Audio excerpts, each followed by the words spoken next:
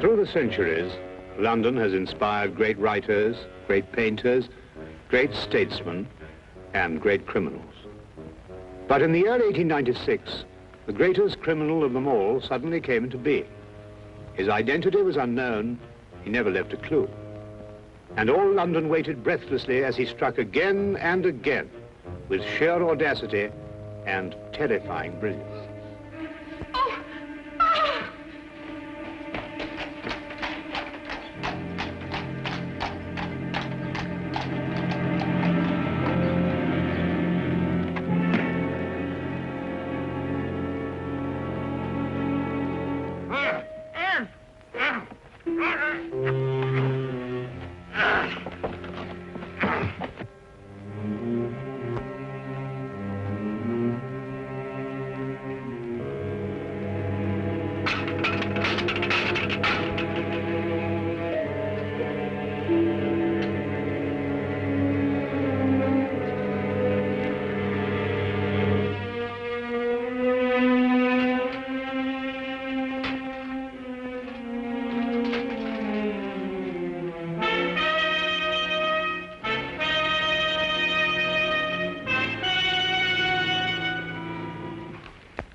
That's fantastic.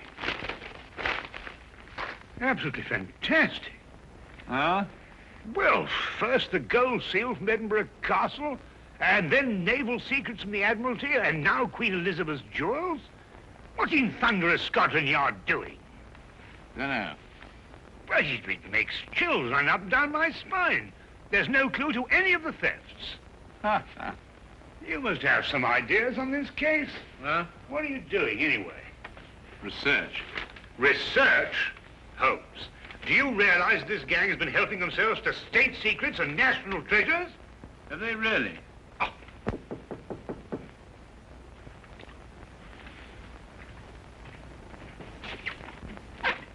hello, Inspector. Come on in. Good morning, Dr. Watson. Is Holmes in? Yes, he is, but our communications seem to be faulty. Oh. There you are, Holmes. Oh, good morning, Lestrade. You're up early. Well, you'd be up early, too, if every government official in London were breathing down the back of your neck. Yes, I must say that would make sleep rather difficult, wouldn't it? Holmes, I'll come straight to the point. I need your help. Indeed? It's these extraordinary thefts. Government stuff, you know. This man and his gang have evaded every trap we've set for them, and the commissioner's demanding results. I gather that your position is somewhat precarious and you wish to secure it, eh? Well, all right, Holmes. You can put it that way if you wish. Well, Lestrade, you know there's only one thing for you to do. To regain the confidence of your superiors, you must go out and capture this criminal yourself. Well, goodbye, Mr. Holmes. Fine, Lestrade. Good luck. Lestrade, if I can be of any assistance, please don't hesitate to ask me. Thank you very much, Dr. Watson. Good day. Good day.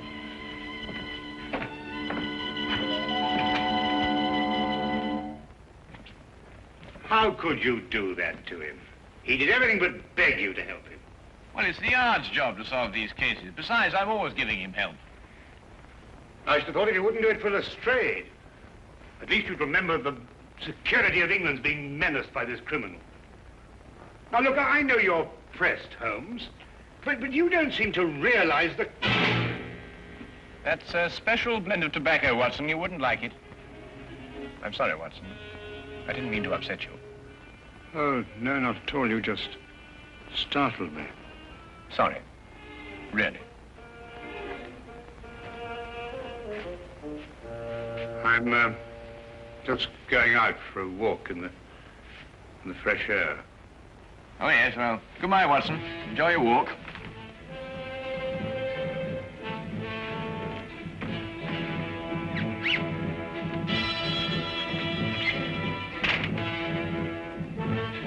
Certainly, Holmes's erratic behavior was enough to set my nerves on edge. But now, suddenly, I was far more than upset, for I had seen something in that humidor. At least, I thought I'd seen something. Perhaps it was my imagination, my nerves. But I could have sworn that mixed with the tobacco in the humidor was a diamond necklace.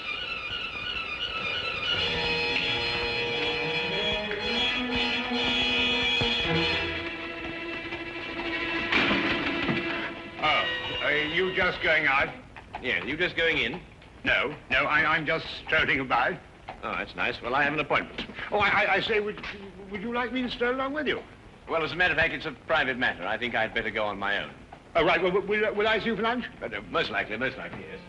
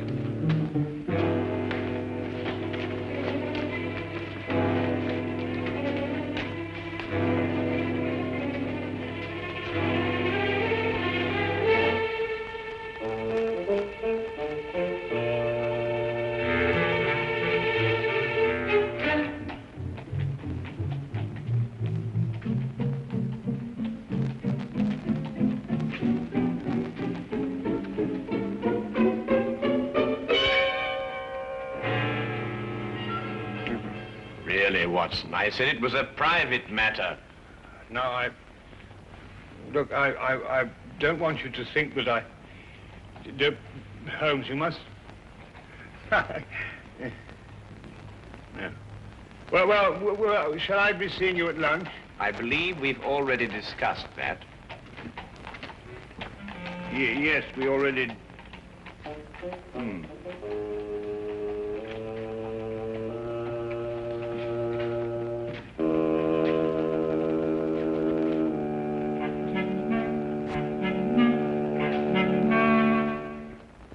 Later, when Holmes returned, he was kind enough to let the morning affair be forgotten, or apparently forgotten. Thank you, Watson. And I hope you won't mind if I take my cup over to the desk. I have a few things to look over. No, of course, my dear chap, do, please. His only reference to it was his remark about another private appointment that afternoon. I felt he gave a bit of undue emphasis on the word private. As for me, as terrible as the morning experience had been, it actually stressed the importance of continuing my investigation. One other thing was also made quite clear. I realized that if one were to match wits with Sherlock Holmes, one could not employ ordinary methods.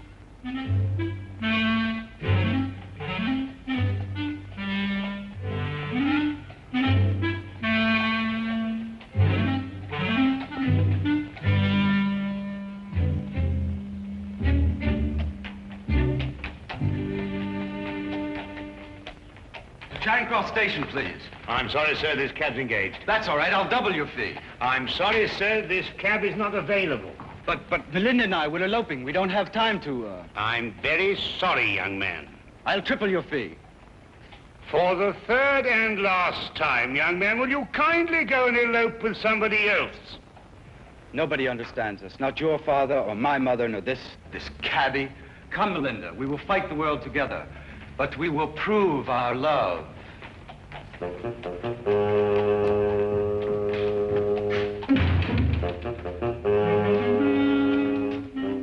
Cabby?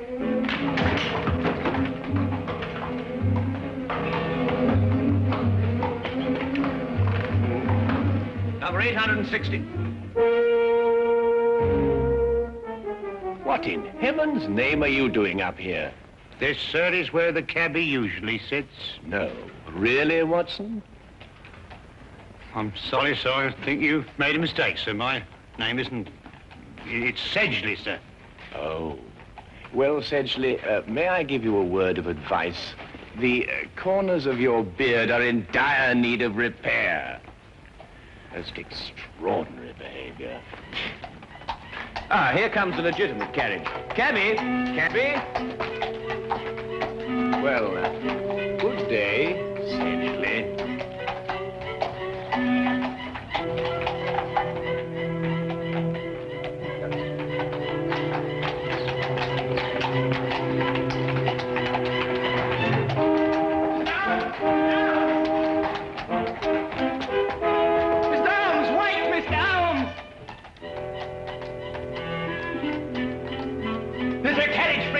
Yes, sir, yes. Good. 816 Bleak Street. And get a move on, I gotta catch that gent what just took off. Get in, sir. 816 Bleak Street. Right you are, sir. Right.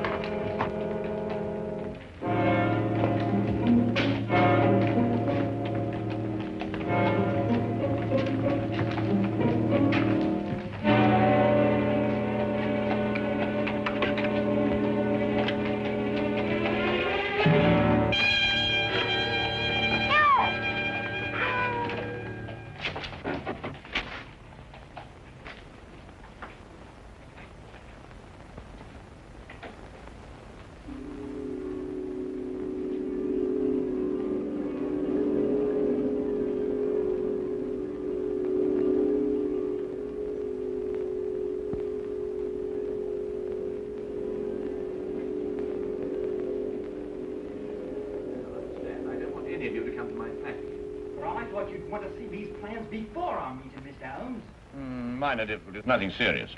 Now, Miss Ames. Yes, Mr. Holmes? I want you to take 15 paces to the right and 10 to the left. You must all remember that the first requisite of being a good thief is capable planning. As the newspapers have said, we are the most successful thieves England has ever known.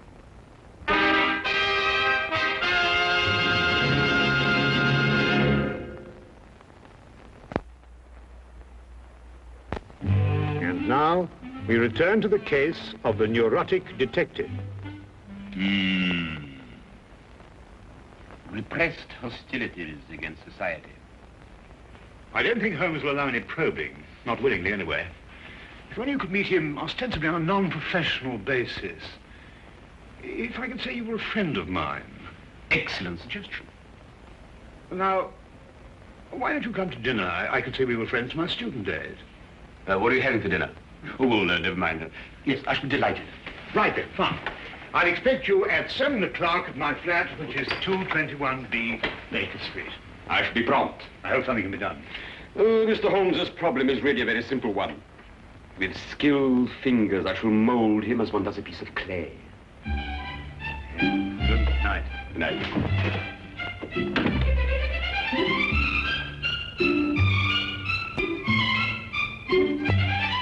Ah, yes, the inner workings of the mind, Professor.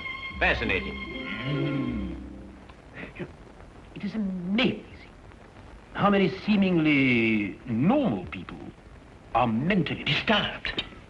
Now, take yourself, Mr. Holmes, as a purely hypothetical example. I imagine you might dream that the whole of London fails you. On the contrary, I sleep most soundly. Ah, but then there are all the little nervous habits, the idiosyncrasies. For instance, do you drum your fingers on the table? Do you ever pull the lobe of your left ear?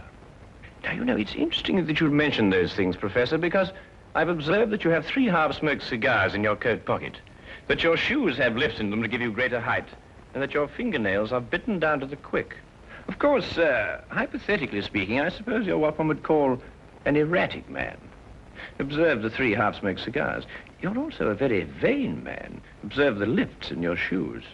And more than that, you're a very, very insecure man. Observe the fingernails.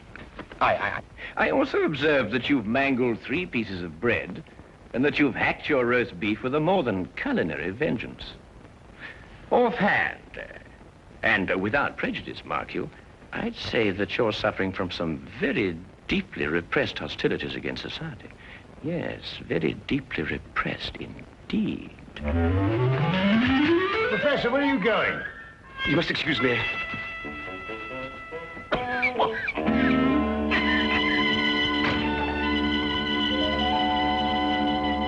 Extraordinary friends you have, Watson. Yes, indeed.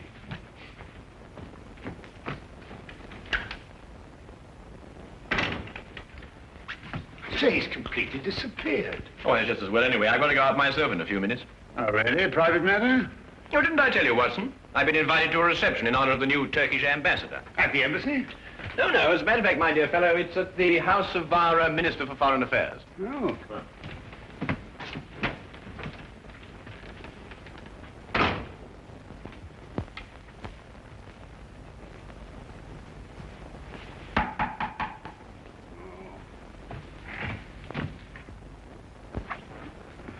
Good evening, Dr. Watson. Is Holmes in? I want to ask him a few questions.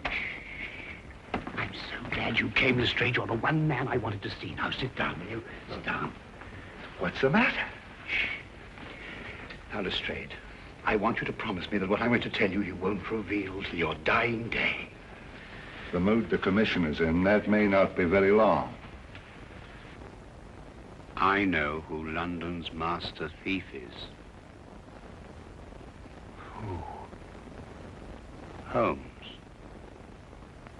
Holmes? Holmes. Holmes! Shh.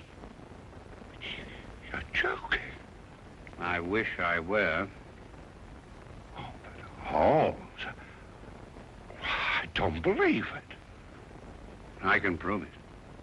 But that's not the point. The thing we've got to do is to stop Holmes, whisk him away and put him in a home somewhere. Yeah, but Holmes? Oh, hello, Lestrade. I didn't know you were here.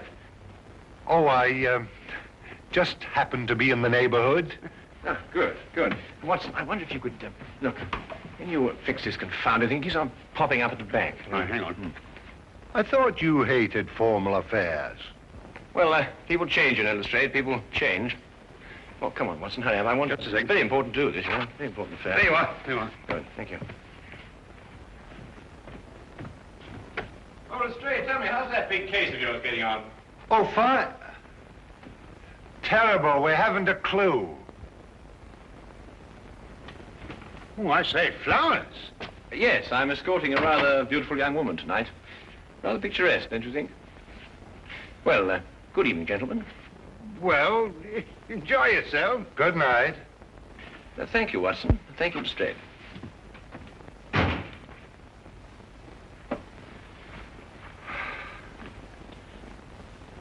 We knew what he was going to do. Let's look at this as Holmes would have... Well, I mean, when he was normal. You know, those formal clothes are very odd. Well, he was invited to a reception at the house of the Minister of Foreign Affairs. Big diplomatic thing. Yes, but ordinarily stay miles away from a thing like that. Therefore, perhaps he has a special reason for going. Perhaps.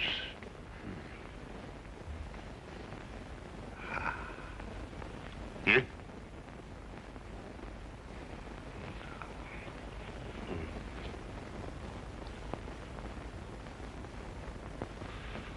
Official papers of state. Secret documents. In the minister's safe. Hurry, Watson. He won't slip away this time. You know, Lestrade, I've never been so unhappy in my life.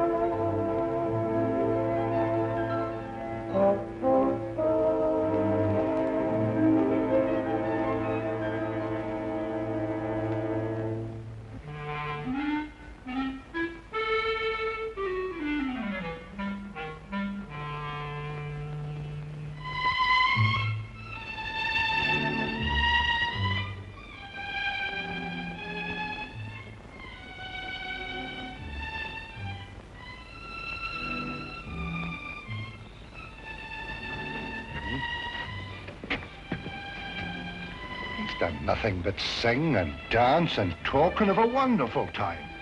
My feet are killing me. Where does the minister keep his safe? In his study. Well, we better get over there right away and be prepared for anything. I think the danger will increase now that the party's nearly over. You're right, Watson. Let's go.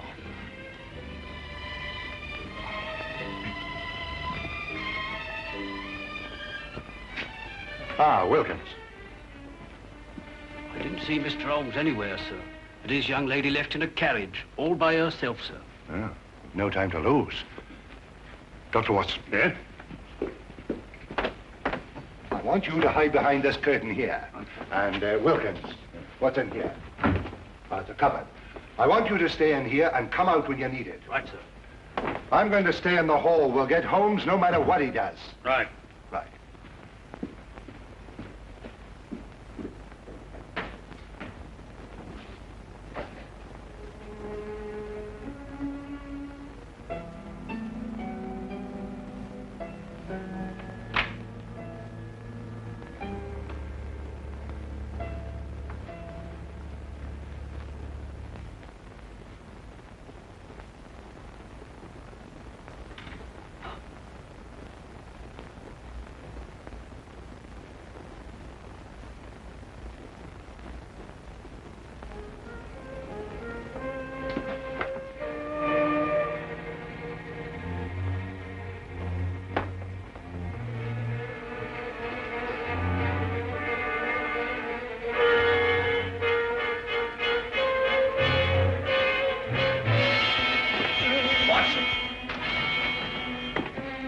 Found this chap sneaking around outside, Mr. Holmes.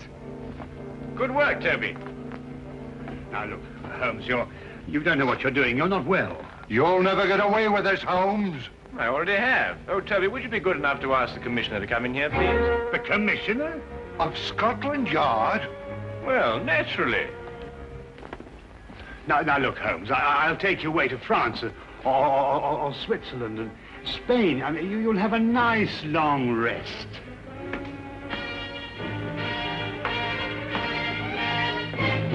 There you are, Commissioner. Splendid work, Mr. Holmes, splendid. Commissioner, you too? What are you talking about, Lestrade? And put your hands down. You're not in any danger. Yes. Mr. Holmes, all Britain owes you a tremendous debt of gratitude for this magnificent service. Service? Dangers? What on earth are you talking about? There had been a great deal of unrest in recent months regarding the adequacy of the measures employed to guard many of our national treasures and government secrets. It was discussed in the various ministries and at the Yard. It was finally decided that we would put ourselves to a test. Mr. Holmes was hired as a most worthy adversary to our security. The results were most enlightening. A far tighter security system has already been planned. Working for Scotland Yard? But Holmes, why didn't you tell me? Because the only true test could be obtained by keeping the utmost secrecy. Every personal reaction had to be genuine. The men from Scotland Yard were told nothing because they too were being tested. It was essential that everyone believe these thefts in order that the test could be accurate and worthwhile. And the reactions were most amazing at the Yard. And to think, Watson, you didn't trust me. Oh, I say, look here, Holmes. No, Holmes, really, you've got to listen to me, please. I mean, get my point of view. I mean, for all I knew, the whole British Empire was at stake. Well, yes, you have a point there. Come along, Sedgley. Oh, really, Holmes? Sedgley?